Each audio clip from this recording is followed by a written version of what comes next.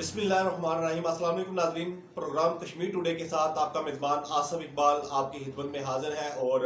आज़ाद कश्मीर में फलाही कामों का सिलसिला जारी है। पापा आफ्ताब मेरे साथ मौजूद है।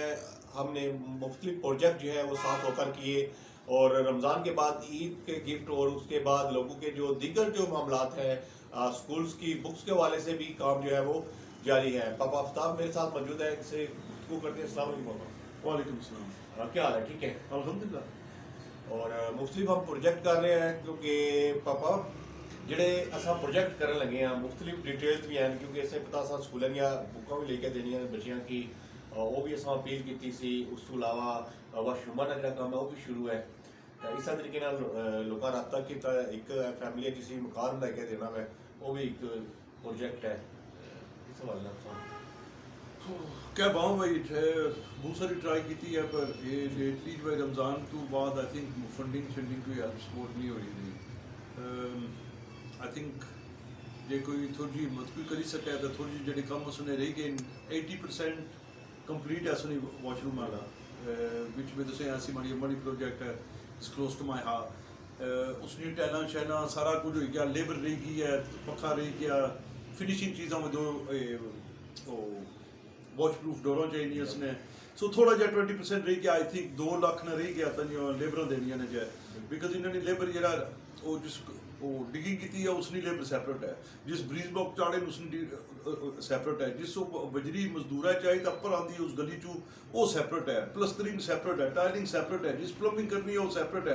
इलैक्ट्रिक सैपरेट है, डोरों जो लासी वो सैपरेट है, जो पानी आन शान करसी पाइप कनेक्ट करसी उसकी सैपरेट है। ये 6-7 मजदूर लगे हुए होते हैं डिफरेंट ने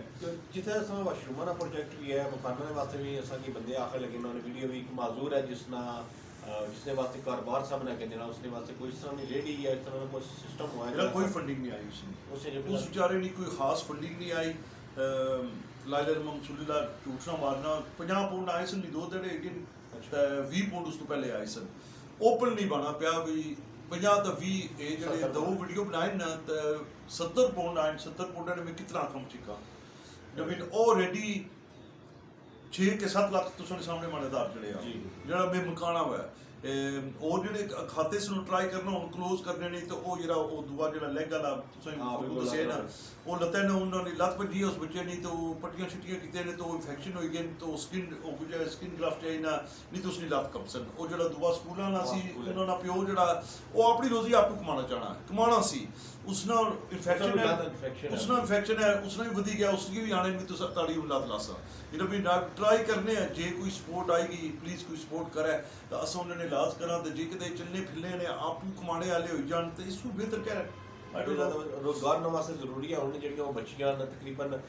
10 ऐसे बच्चे जिन्होंने किताबों वास्ते जो अपील की सी उस वास्ते भी फंडिंग चाहिए नहीं है क्योंकि हूँ सीजन है स्कूलों रिजल्ट वगैरह अनाउंस होए उस तो बाद नवा सैशन शुरू होया है और बच्चों वास्ते किताबां और उन्होंने यूनीफॉर्म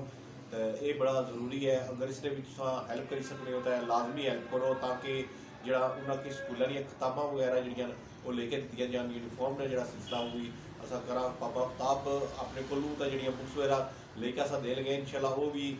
कल जो वीडियो शेयर करसा कि जो असा यूनीफॉर्म वगैरह सारा कुछ लेकर बच्चों की दे लगे हम जो पता क्या लत्ता ने जो ऑपरेशन है ना is very important good cause इसको बेहतर नहीं पर एजुकेशन इज वाइटल पाकिस्तान ना कोई फ्यूचर ने वास्ते यू नो कायदे आजम उन गाय गांधी उन गाय भी ना ये कितने बंदे एक बंदा बहुत सारा कुछ चेंज कर सकना है। Education is very important Pakistan ने फ्यूचर वास्ते भी ना अज अस इन बुकां देसा एक ग्रेड अगे जासन यू नो पता क्या दिस इज वेरी इंपॉर्टेंट भाई कोई हेल्प करे लुक आई नो बहुआ दिते कुछ और कोई दिते यू नो कुछ दोस्त सारे जेडे ना मैनू आया कि एक बच्चा जेड़ा असा स्पॉन्सर करसा उसने साल पूरे दी फीस जेड़ी असा देसा तो चलो वो भी एक सिलसिला है चलो आखन लगे कि चलो एक बच्चे की साल की फीस उसी स्कूल नहीं पर दित्ती कुछ नहीं ना लेकिन वादा किता ने चलो अल्लाह करे वो सिलसिला हो जाए थोड़ा जिहा उन्होंने वास्ते साल की फीस हो जाती किताबों का यूनीफॉर्म एक बंदा स्पॉन्सर कर लगे तो सिर्फ इस तरह भी अगर हो सकना 1-2 बच्चे ने स्कूल ने जी फीस है वो यूनीफॉर्म सा स्पॉन्सर करी दियो वो भी एक बेहतरीन काज होनी है उसने बड़ी तुम जरा ना कम करी सकते हो।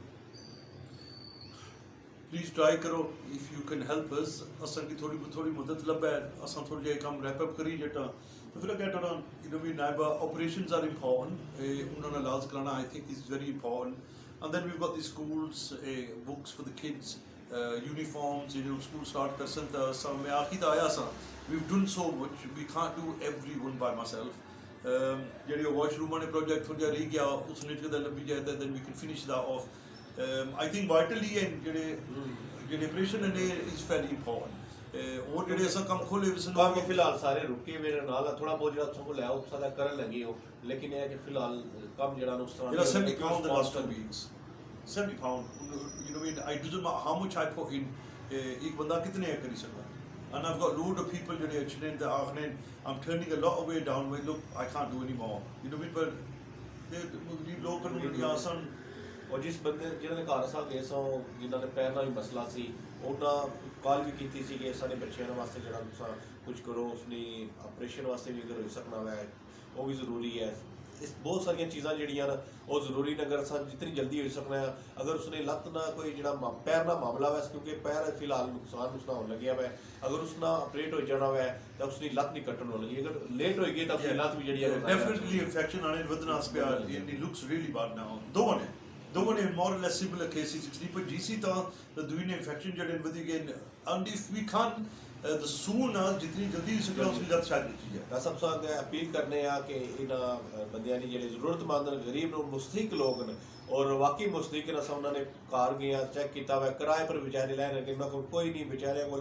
खाने वास्ते बड़ा मुश्किल नाल सिस्टम चलना हुआ असा को जी चीज़ असा को तौफीक है असा अपनी उन्होंने करी आए हैं लेकिन फिर भी जरा बहुत सारिया चीज़ां जड़ियां साडी ऐप तो बगैर नहीं हो सकनियां जितना भी हो सकना तुम सपोर्ट करो पापा आफ्ताब नहीं सपोर्ट करो ताकि अस उन्होंने लोगों को जा उन्होंने जी हेल्प है वो करी सका लास्ट पापा कोई आखना चाहो we just need support खाली financial support everything else we can do we can manage here I know कोई लोग तकी तो थकी गए ते नहीं देना चाहने पर लोग पता क्या असली है वै साथ चलने जिंदगी है वै this is for us असली आखिरत वास्ते असली सवाब लबसी न जो माना अगले की तो बेनिफिट उसी चलो आपने वो कर एंड लाइक इंसान but this is for us if anybody can I'm not going to send direct message उनको say कि दे दो वीडियो तक की तो जिससे दिन बनना contact us and I'll start doing something पापे आफ्ताब की गल तुम सुनी है सपोर्ट करो और जितनी ज़्यादा हो सकनी है क्योंकि सारा वीडियो बनाने का मकसद भी है अज असा स्टूडियो बैठे हैं और स्टूडियो में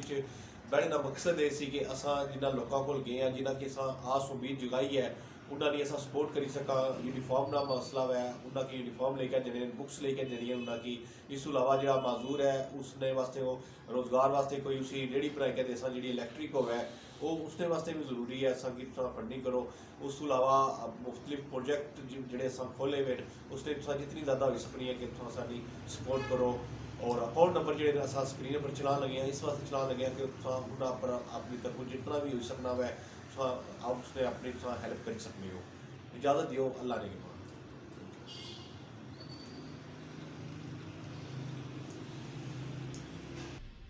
मज़ीद खबरों और अपडेट्स के लिए विजिट करें chinarnews.info